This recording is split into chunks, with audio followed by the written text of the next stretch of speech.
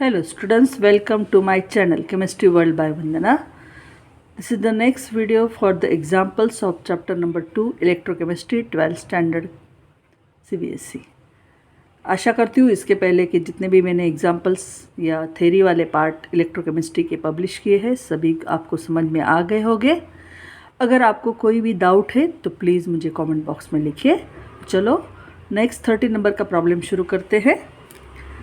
The conductivity of sodium chloride at 298 Kelvin has been determined at different concentrations and the results are given below. आपकी sodium chloride की जो conductivity है वो अलग अलग concentration देखिए आपको दिया है, अलग अलग कॉन्सेंट्रेशन है और उसके ऊपर जो कंडक्टिविटी है उसका भी एक चार्ट दिया गया है। सोडियम क्लोराइड है, उसका अलग अलग कॉन्सेंट्रेशन है और उसकी इतनी कंडक्टिविटी दी गई है। तो इस चार्ट पे से आपको क्या कैलकुलेट करना है? Calculate the lambda m molar conductivity for all concentration and draw a plot between lambda m and under root c. Find the value of limiting molar conductivity that is lambda not m. तो ठीक है भाई, sodium chloride का आपको दिया हुआ example है। उस सोडियम क्लोराइड के अलग अलग कॉन्सेंट्रेशन दिए गए हैं आपको और उस कॉन्सेंट्रेशन की कंडक्टिविटी का भी नीचे आपको वैल्यूज़ दिया गया है। उस वैल्यूज़ पे से आपको क्या करना है?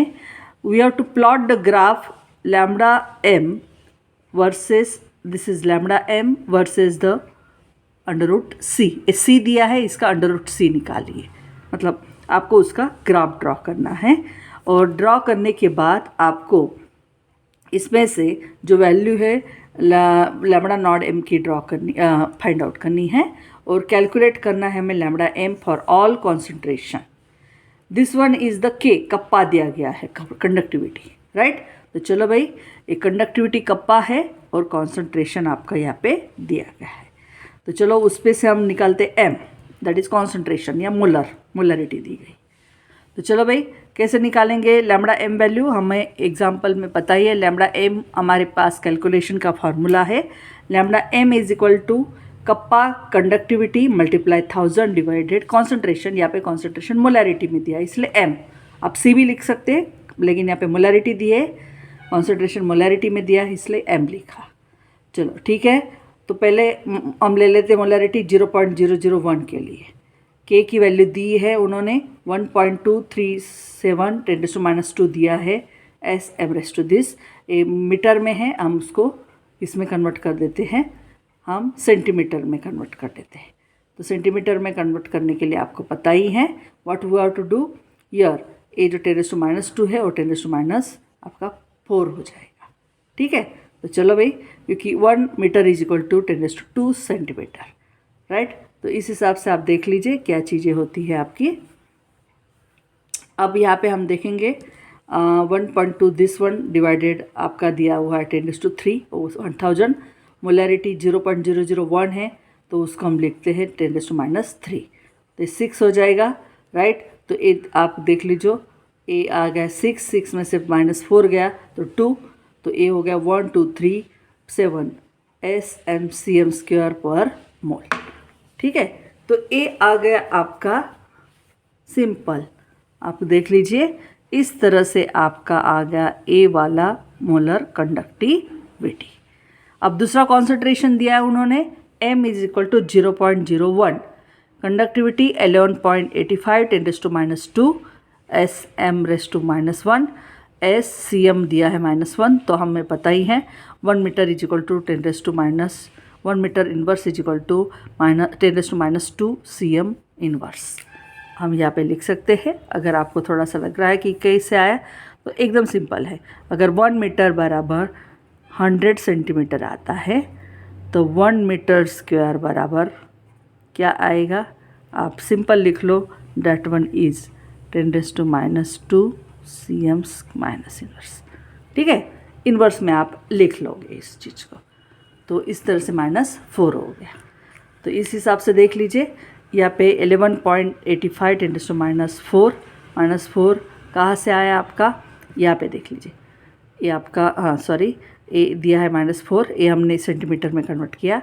ए 1000 है तो 10⁻³ और नीचे डिवाइडेड कॉन्सेंट्रेशन 0.01 है, तो मैं इसको एक हाउस आगे लेके जाती हूँ 1 × 10⁻²। तो ये 1 2 आगे आ जाएगा, 2 हाउस आगे, तो 1 × 10⁻² हो जाएगा। 10⁻² ऊपर हो जाएगा प्लस -2 और +3 10 हो जाएगा, सिर्फ 10 बचेगा। ठीक है, यहाँ पे सिर्फ 10 बचा है और ऊपर वाला, तो इस हिसाब से 1 हाउस इधर आ जाएगा, तो 118, क्योंकि 10 इसको मल्टीप्लाई करेगा, तो 118.5 Sc² मोल इनवर्स। चलो दूसरा वाला दिया है m = 0.020, तो देख लीजिए लैम्बडा m = कंडक्टिविटी 23.15 10⁻⁴, 1000 है 10⁻3, नीचे आएगा 1 पॉइंट, मैं इसको लिख सकती हूँ यहाँ पे, देख लीजिए यहाँ पे 0 दिस है, I can write down 1 2 house आगे चले जाओ 2.0 10⁻²। ठीक है, ऐसा हम लिख सकते हैं। तो यहाँ पे लिखा मैंने, तो इस हिसाब से 10⁻² चला गया ऊपर, तो ए हो गया +2, तो ए -4 +3 +2 दैट इज़ 10 ओनली, और ए इन दोनों का डिवीजन किया तो 11.575, तो एक हाउस इस साइड आ जाएगा 115.75 Sc² m मोल, ये आ गया। अब नेक्स्ट 2 कॉन्सेंट्रेशन है, उसके लिए भी यहाँ पे मैंने लिखाया है, जैसे 0.050 के लिए देख लीजिए, ऊपर कंडक्टिविटी 55.53 10⁻⁴, 8000 का 10⁻3, इसको लिखा 5 × 10⁻²। इसी को 1 हाउस आगे जाके आप लिख सकते, 1-2 हाउस आगे जाएगा, मीन्स 5.0 10⁻² हो जाएगा, तो -2 पर हो जाता है, तो ये 10 बचेगा, और ये 55.53 ये बचता है लगभग 11.106, तो 111 एक हाउस आगे आ जाएगा Sc² मोल इनवर्स। और यहाँ पे लिया है आपका कॉन्सेंट्रेशन मोलैरिटी 0.1, तो 10⁻⁻1 लिख लेते हैं, ये ऊपर है, ये -1 इधर जाएगा, तो प्लस -4 + 4 0 हो जाएगा, मीन्स सिर्फ 106.74, ये आ गए हमारे लगभग 5 वैल्यूज़ है 5 कॉन्सेंट्रेशन की लैम्बडा m। ठीक है, ये 5 कॉन्सेंट्रेशन की वैल्यू लैम्बडा m, ठीक है, उसको हम यहाँ पे लिख लेते हैं। देख लीजिए ए वाली, अगर इसको दिखाना है तो ए वाली देख लीजिए, ए वाली ये आपकी अलग अलग दिख रही है, और √c है, और c दिया हुआ है, c दिया है आपका जो भी, उसका √ कर दिया तो ये वैल्यू आती है पहले के लिए। जैसे पहले के लिए हमारा A1237 है, तो उसके लिए देख लीजिए √c हमारा दिया है लगभग 0.001, राइट, तो इसका मैंने √c निकाल लिया, यहाँ पे c दिया था तो √c निकाल लिया, तो ये इतना था। सभी का √c निकाल लो, वो आपको यहाँ पे x एक्सिस पे लेना है और y एक्सिस पे हमें इस वैल्यू को देखना।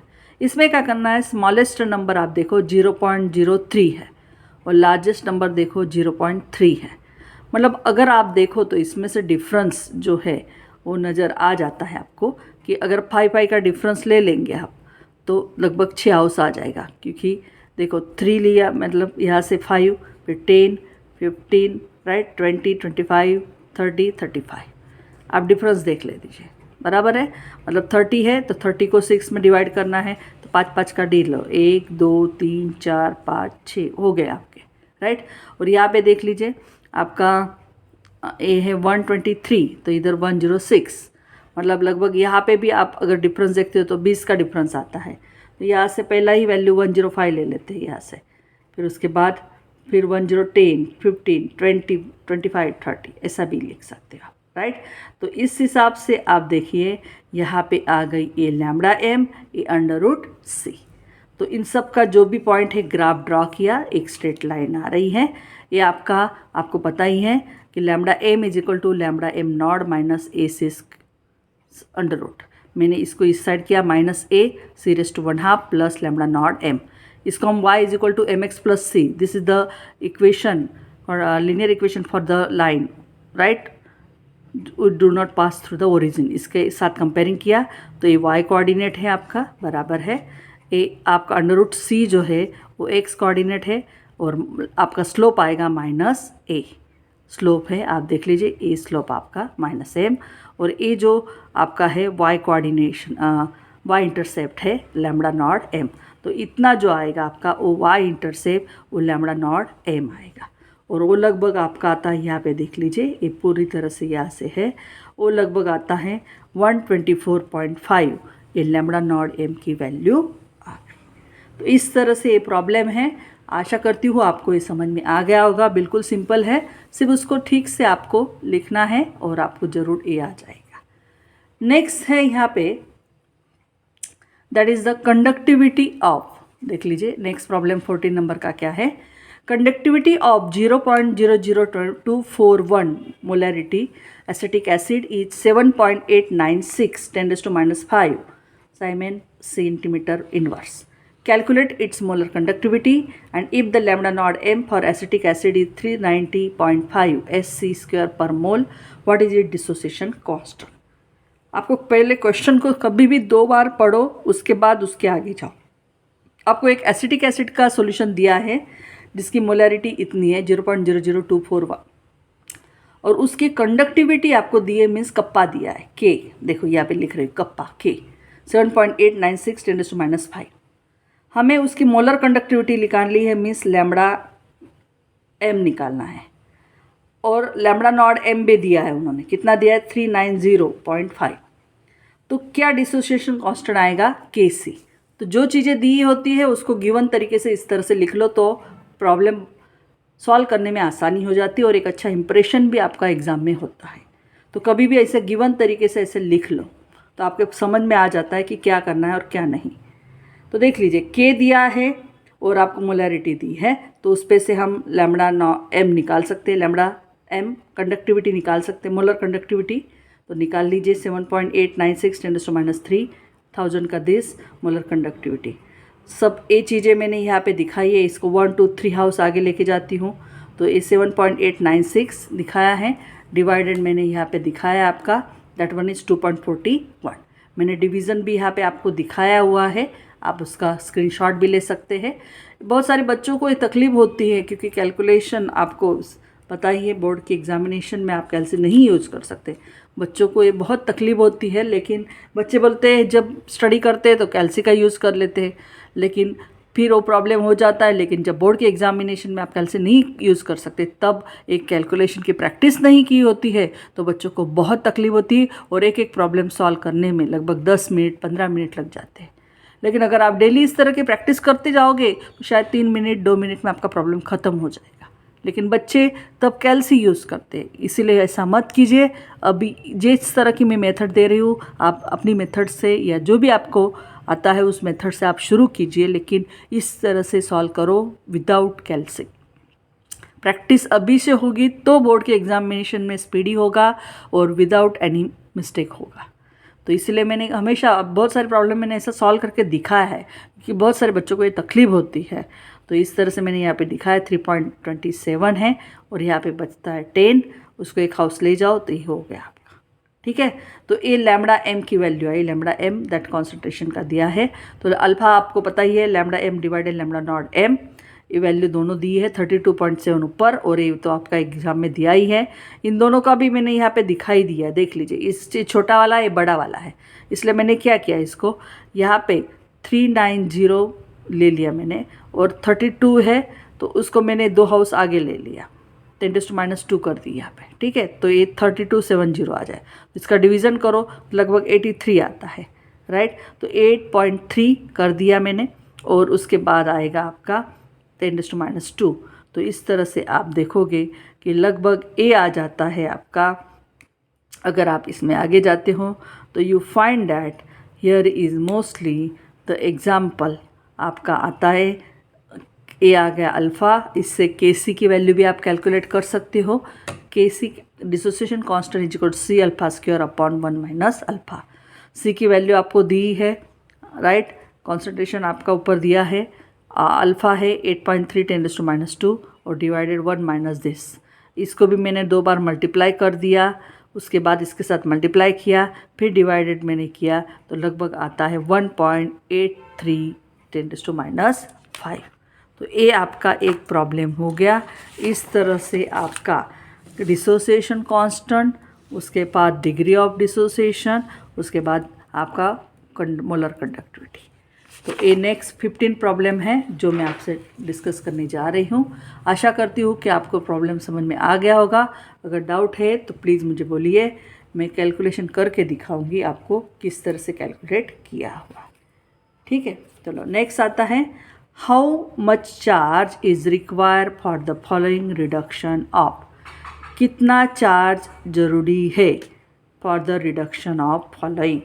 अगर आपको रिडक्शन करना है तो उसके लिए कितना चार्ज ज़रूरी है, ये आपको एक एग्जांपल दिया है उन्होंने। तो जैसे 1 मोल Al+3 आपको एल्यूमिनियम से, मतलब एल्यूमिनियम +3 का 1 मोल एल्यूमिनियम को रिड्यूस करना है। 1 मोल कॉपर +2 का कॉपर से रिड्यूस करना है। 1 मोल पर मैग्नेट MnO4-1 से Mn+2। तो कितना चार्ज लगेगा इसके लिए? बिल्कुल सिंपल है। सबसे पहले आपको देखना है कि एल्यूमिनियम से Al+3, मतलब Al+3 से Al आपका कैसे बनता है। तो aluminium +3 will gain 3 electrons and will give aluminium, right. तो यहाँ पे 3 मोल इलेक्ट्रॉन्स के लगे हैं। 1 मोल एल्यूमिनियम का, 1 मोल एल्यूमिनियम +3 का 1 मोल एल्यूमिनियम में रिड्यूस करने के लिए 3 इलेक्ट्रॉन लगे to reduce 1 mole of aluminium, right. तो मतलब 1 मोल ऑफ इलेक्ट्रॉन बराबर इतना है। तो 1 mole of electron require how many? 3 mole of electron. 3 × 96500 coulomb charge. 1 mole electrons के बराबर 96500 कूलम चार्ज होता है इलेक्ट्रिसिटी का। तो 3 × 96500 इसका मल्टीप्लाई करो तो ये लगभग आएगा आपका 2,80,000, आपको देख लीजिए, लगभग आपका आता है 2,89,500 कूलम चार्ज। उसी तरह से कॉपर का भी देख लीजिए। कॉपर में कॉपर +2 से कॉपर बनाने के लिए 2 इलेक्ट्रॉन गेन करेगा, मीन्स 2 मोल आपके इलेक्ट्रॉन के चाहिए 1 मोल कॉपर +2 को 1 मोल कॉपर में कन्वर्ट या रिड्यूस करने के लिए। इसलिए 1 मोल ऑफ इलेक्ट्रॉन बराबर 96500 कूलम चार्ज। तो 2 mole of electron reduce to 1 mole of copper +2 copper 1। तो कॉपर के लिए 2 × 96500 दैट इज़ 193,000। देखो मतलब आपका 1,93,000 कूलम चार्ज लगेगा। अब इसको 2 तरीके से लिख सकते हैं। बहुत सारे बुक्स में इसको ऐसा भी लिखा है कि आप 2.89500, 1 2 3 4 5, पीछे से जाओ 1 2 3 4 5, तो 10⁵ कर दो। ठीक है, यहाँ पे भी कर सकते हैं 1 2 3 4 5, यहाँ पे पॉइंट दो 1.93000 10⁵ कूलम, ऐसे भी लिख सकते हैं। ठीक है, अब आता है मैग्नेट का। देखिए MnO4-1 से Mn+2। आप देख लीजिए यहाँ पे मैग्नीज का +7 कैसे आता है, ये भी निकालना आना चाहिए आपको। बहुत सारे बच्चों को ये समझ में नहीं आता है, मैं आपको निकाल के दिखाती हूँ कैसे आता है। तो इसके लिए बिल्कुल सिंपल है। MnO4-1 है, तो मैग्नीज का पता नहीं है, ऑक्सीजन 4 है और हमें पता है -2 बराबर कितना है -1। तो x - 8 बराबर -1।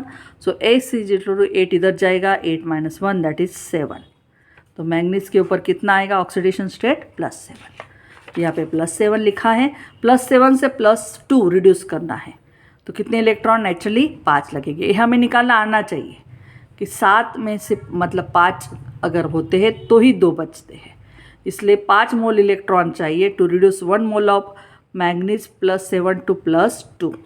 तो 1 इलेक्ट्रॉन बराबर इतना, तो 5 मोल इलेक्ट्रॉन बराबर पाई × 96,500 और वो आता है लगभग 4,82,500 कूलम, या फिर आपका आएगा 4.82500 10⁵ कूलम चार्ज, राइट।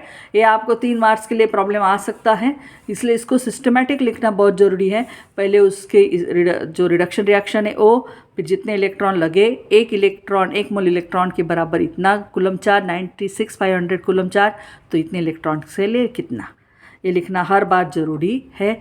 पहले रिएक्शन, रिड्यूस रिएक्शन, उसके बाद 1 मोल के बराबर कितना, और उसके बाद जितने इलेक्ट्रॉन लगे होंगे उसके बराबर इतना चार्ज।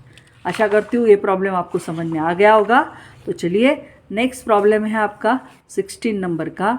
वो 16 नंबर का प्रॉब्लम में देख लीजिए आप, और 2 प्रॉब्लम में छोटे हैं वो डिस्कस कर लेती हूँ, 16 and 17। How much electricity in terms of Faraday is required to produce 20.09 of calcium from molten calcium chloride and 40.0 gram from aluminium from molten aluminium. कितनी इलेक्ट्रिसिटी चाहिए वो भी फैराडे में अगर मुझे 20 ग्राम कैल्शियम को मोल्टन कैल्शियम से प्रोड्यूस करना है, फिर 40 ग्राम एल्यूमिनियम को मुझे मोल्टन एल्यूमिनिया से प्रोड्यूस करना है, तो कितना मुझे कैल्शियम क्लोराइड में इलेक्ट्रिसिटी भेजनी पड़ेगी जिससे मुझे 20 ग्राम उसमें से मिलेगा। उसी तरह से एल्यूमिना में कितनी इलेक्ट्रिसिटी मुझे भेजनी पड़ेगी जिससे मुझे 40 ग्राम एल्यूमिनियम मिलेगा। तो बिल्कुल सिंपल है। इसके लिए पहले आपको क्या करना है, कैल्शियम का आप देख लीजिए, कैल्शियम +2 है, राइट, यहाँ पे दिया हुआ, तो उसको रिड्यूस करने के लिए 2 इलेक्ट्रॉन चाहिए, गेन करेगा। 1 मोल कैल्शियम बराबर 40 ग्राम आता है, बराबर है, मतलब 40 ग्राम 1 मोल है, राइट। 40 ग्राम देख लीजिए आप, ये भी 1 मोल ही है आपका, ये 1 मोल है, ये भी 1 मोल है। 1 मोल में से 1 मोल कैल्शियम +2 से 1 मोल कैल्शियम बनाने के लिए 2 इलेक्ट्रॉन लग रहे हैं, और 1 मोल कैल्शियम बराबर 40 ग्राम आता है। तो 40 ग्राम calcium require how many Faraday, 2 electron, 2 electron है, 2 इलेक्ट्रॉन मतलब 2 फैराडे। तो 20 ग्राम के लिए कितना लगेगा, मतलब आप सोचिए, अगर मुझे 1 मोल प्रोड्यूस करना है तो 40 ग्राम होता है 1 मोल बराबर, तो 40 ग्राम कैल्शियम रिड्यूस करने के लिए 2 इलेक्ट्रॉन्स में 2 फैराडे लगे, तो 20 ग्राम कैल्शियम के लिए कितने लगेंगे, 1 Faraday, right. Means in term of Faraday बोला है इसलिए 1 फैराडे लिखोगे, अगर कुलम में बोला होता तो 96,500 कुलम लिखते हैं। समझ में आया आपको? पहले आप लिख लो कि 1 मोल से इतना बनता, और 1 मोल कैल्शियम मतलब 40 ग्राम, हमें तो 20 ग्राम चाहिए, तो 40 ग्राम के लिए 2 फैराडे, 2 इलेक्ट्रॉन मीन्स 2 फैराडे, तो 20 ग्राम के लिए 1 फैराडे आ गया। उसी तरह से एल्यूमिनियम का भी देख लीजिए आप, एल्यूमिनियम में भी 1 मोल से 1 बनाने के लिए 3 इलेक्ट्रॉन लगते हैं, तो 1 मोल एल्यूमिनियम मतलब बराबर कितना आता है, 27 ग्राम। ये हमें पता होना चाहिए एटॉमिक मास एल्यूमिनियम का, एटॉमिक नंबर 13 है, एटॉमिक मास उसका 27 है। तो 27 ग्राम ऑफ एल्यूमिनियम मतलब 1 मोल एल्यूमिनियम कितना लगता है, 3 फैराडे, तो 40 ग्राम ऑफ एल्यूमिनियम रिक्वायर्ड। अब देख लीजिए 1 मोल मतलब 27 ग्राम, उसके लिए 3 इलेक्ट्रॉन्स मीन्स 3 फैराडे लग रहा है, तो 40 ग्राम के लिए कितना, 40 ऊपर 27 नीचे, 40 ऊपर 27 नीचे मल्टीप्लाई 3, तो आप देख लीजिए लगभग 3 1 जार 3, 3 9 जार, और 40 डिवाइडेड 9 4.4 फैराडे लगेगा। तो ये 2 मार्क्स के लिए प्रॉब्लम आ सकता है। और एक लास्ट प्रॉब्लम इस वीडियो का मैं डिस्कस कर रही हूँ, क्या है देख लीजिए, how many Coulomb's of electricity. देखिए अब इलेक्ट्रिसिटी इन कूलम में पूछा है, अगर 1 मोल H2O से O2 होता है और 1 मोल FeO से Fe2O3 होता है, मतलब यहाँ पे -2 है, आप देख लीजिए, और यहाँ पे आपका, आप देखो अगर 1 मोल पानी का ऑक्सीजन में रिडक्शन होता, ऑक्सीडेशन हो रहा है, और 1 मोल FeO का Fe2O3 में हो रहा है, तो कितनी कूलम इलेक्ट्रिसिटी उसके लिए चाहिए। बिल्कुल सिंपल है। 1 mole of H2O to O2 का मतलब पहले समझ लीजिए, पहले हम ऑक्सीडेशन करते हैं किसका, वाटर का। वाटर का ऑक्सीडेशन करेंगे मीन्स लॉस ऑफ इलेक्ट्रॉन होना चाहिए, तो देख लीजिए H2O नहीं होगा, 2 ही होगा, क्योंकि ऑड नंबर नहीं होने चाहिए, इवन होने चाहिए, इसलिए 2 मोल लेने पड़ेंगे। अगर सिर्फ मैं H2O लेती हूँ तो H2 तो होगा, लेकिन ऑक्सीजन ऑड में आ जाएगा, हमेशा गैस फॉर्म में निकलता है, तो यहाँ पे आगे 2 लिख लेते हैं।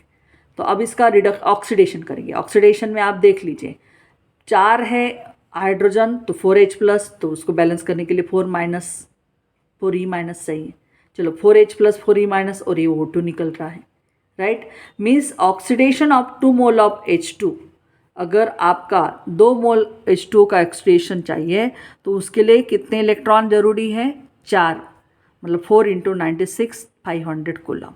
आप देख रहे हो 4 इलेक्ट्रॉन है ना, तो 2 मोल के लिए H2 के लिए इतना, तो 1 मोल के लिए कितना, आप समझ रहे हो, क्योंकि हम 1 मोल का नहीं कर पाते इसलिए 2 मोल का कर रहे हैं, तभी एक हमें निकला यहाँ पे। तो 2 मोल H2O के लिए 4 फैराडे है, तो 1 मोल के लिए कितना आएगा, लगभग आपका, आप देख लीजिए 1 मोल के लिए 2 फैराडे आएगा। आप इसको यहाँ पे लिख सकते हो, 2 मोल के लिए 4, यहाँ पे देख ले 4 फैराडे है, तो 1 मोल के लिए कितना आएगा, आप 2 फैराडे में 2 × 96500 कूलम, और यही आया है, ये देखिए 1.93 × 10⁵ कूलम। आ रहा है समझ में? ऑक्सीडेशन का बात है, oxidation means loss of electron, इसलिए यहाँ पे दिखाया। इसी तरह से आपका दिखा है oxidation of 1 mole of FeO, आप उसको भी दिखा सकते हो। अगर मैं इसको ये रिएक्शन चाहिए तो मैं दिखा देती हूँ आपको कैसे होगी 1 मोल FeO का Fe2O में। तो देख लीजिए, अब यहाँ पे सिंपल है, FeO का कन्वर्शन मैंने किया है Fe2O3। अब देख ले 2 है तो नेचुरली यहाँ पे भी 2 चाहिए, ऑक्सीडेशन हो रहा है इसका, राइट। तो आप देखो यहाँ पे किस तरह से होगा, आप FeO यहाँ पे दिख रहा है आपको, तो Fe2O3 लगा है, ऑक्सीडेशन हो रहा है, मीन्स आप देख लो एडिशन ऑफ ऑक्सीजन भी होगा, राइट। तो यहाँ पे आप देखो इस तरह से Fe2O3, मैं यहाँ पे 4 ले लेती हूँ, ठीक है, 4 ले लेती हूँ, तो ट्वाइस, आप देख लो ट्वाइस देखो ट्वाइस FeO2 मिल गया आपको, राइट, ट्वाइस Fe2O2, राइट, और आपका बनेगा यहाँ पे ये 4 ऑक्सीजन और ये 1 ऑक्सीजन। आप इस हिसाब से ऑक्सीडेशन भी कर सकते हैं, या फिर इसको सिंपल दिखाना है तो देखो Fe+2 से Fe+3 हुआ है और 1 ऑक्सीजन, सिंपल आप ऐसे भी दिखा सकते हो। मतलब इस तरह से ऑक्सीडेशन हुआ है, ये आपको दिखाने की ज़रूरत नहीं, सिर्फ समझाने के लिए दिया आपको। तो देखो यहाँ पे +2 से +3 चाहिए, ऑक्सीडेशन हो रहा है, इंक्रीज इन ऑक्सीडेशन चार्ज, तो आप इलेक्ट्रॉन्स, आप बोलोगे मैम ऊपर के जैसा नहीं दिखा सकते क्या? हाँ दिखा सकते हो, उसमें कोई प्रॉब्लम नहीं, आराम से दिखा सकते हैं। लेकिन वहाँ पे हमें क्या दिया है, Fe2O3 दिया है, तो हम उसको दिखाने के लिए मैंने आपको जैसे रिएक्शन दिखाई, जैसे आप इसको ऐसे भी दिखा सकते हो, सिंपल है। कैसे दिखा सकते हो, जैसे FeO से Fe2O3, तो आप यहाँ पे सपोज 4 ले लेते हो और ऑक्सीडेशन हो रहा है, मतलब आपको पता है ऑक्सीडेशन में आप यहाँ पे लिख सकते हो कि यहाँ पे आपका जो भी चीज़ है, यहाँ पे oxidation means addition of oxygen, तो ट्वाइस Fe2O3 हो गया, फिर ये 4 ऑक्सीजन और ये 2, 6 ऑक्सीजन हो गए, 2O3, राइट। इस तरह से भी आप लिख सकते हो, लेकिन ये ज़रूरी नहीं है, हमें सिर्फ 4 से मतलब है। तो 1 मोल FeO का Fe2 में कन्वर्ट करने के लिए एक ही आपको इलेक्ट्रॉन लगा, means 1 faraday, 1 faraday mean 96,500 this one. आशा करती हूँ ये दोनों एग्जाम्पल आपको समझ में आ गए होंगे। यहाँ पे भी आपका वाटर से O2 था, यहाँ पे आयन का नहीं था, वाटर से O2 था। तो आप देख लीजिए यहाँ पे आपका जो ऑक्सीजन दिया हुआ है, यहाँ पे आपका ऑक्सीजन का यहाँ पे -2 है और यहाँ पे 0 है, मतलब -2 से 0 हुआ, मीन्स इंक्रीज इन ऑक्सीडेशन हुआ, राइट। इसीलिए ये O2 दिखाना ज़रूरी था यहाँ पे रिएक्शन। लेकिन यहाँ पे Fe से Fe का है, यहाँ पे +2 है, यहाँ पे +3 है, राइट, इसीलिए ये रिएक्शन आपको दिखाई। आशा करती हूँ आपको ये समझ में आ गया होगा। अगर कोई भी डाउट है तो आप बताइए मुझे। जैसे 1 मोल H2O का नहीं हो सकता तो 2 मोल लिया, तो 2 मोल के लिए आपका 4H+, 4 इलेक्ट्रॉन और O2। तो 2 मोल के लिए आपको कितने लगे, 4 फैराडे लगे, तो 1 मोल के लिए 2 फैराडे मीन्स दिस वन। इसी तरह से Fe से 1 ही फैराडे लगा, तो 1 मोल के लिए 1 फैराडे है, means 96,500 coulomb. Thank you for watching my video. If you have any doubt, आपको कोई भी डाउट है तो कमेंट बॉक्स में आप लिखिए, मैं इसको ज़रूर जवाब दूंगी जितना जल्दी हो सके उतना। और आशा करती हूँ ये सभी प्रॉब्लम आपको समझ में आ गए होंगे। Please subscribe my channel chemistry world by Vandana and share to maximum students. मैं नेक्स्ट वीडियो में और प्रॉब्लम डिस्कस करूँगी। Thank you for watching my